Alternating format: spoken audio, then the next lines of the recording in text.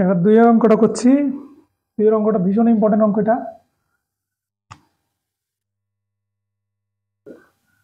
আছে a square plus 1 minus 6 by a square.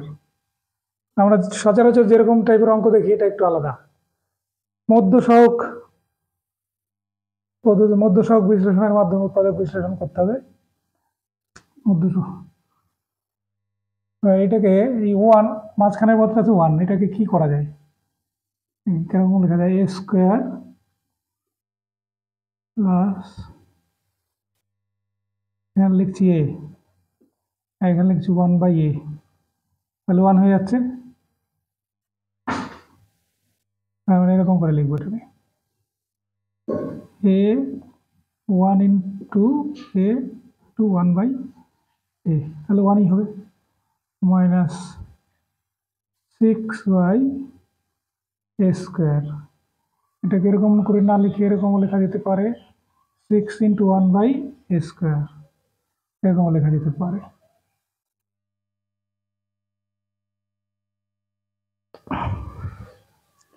এবার আগের মতো হলো কিনা? এটা যদি এটাই থাকে 1 বাই এটাকে যদি বি ধরি তাহলে এরকম হচ্ছে square A B minus 6 B square, এরকম টাইপের আসছে, বুঝতে?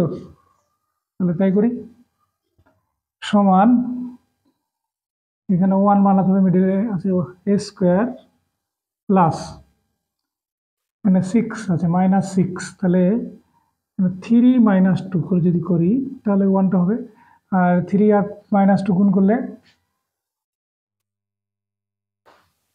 মাইনাস 6টাও হয়ে যাবে।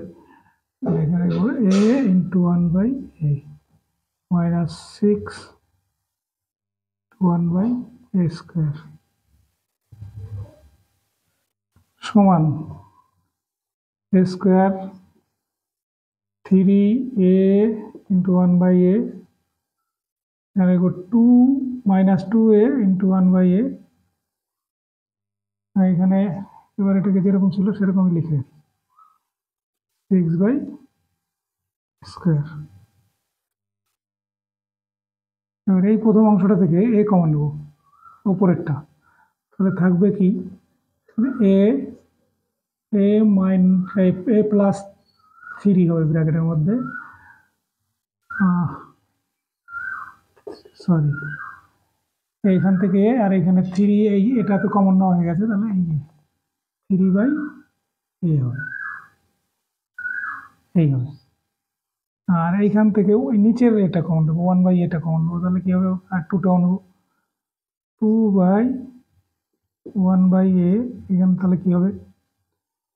এখানে হচ্ছে এ প্লাস 3 বাই এ, এই হলো সমান, তাহলে সমান এ প্লাস 3 বাই এ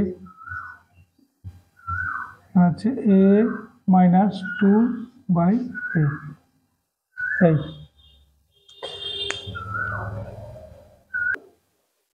তাহলে এটা ছোট্টর মধ্যে বেশি ইম্পর্টেন্ট অঙ্ক, ভালো করে প্র্যাকটিস করবে, নাহলে পারবে না। এরপরে পরবর্তী আমি 3 নম্বরের অঙ্কটা যাব, সঙ্গে থাকো।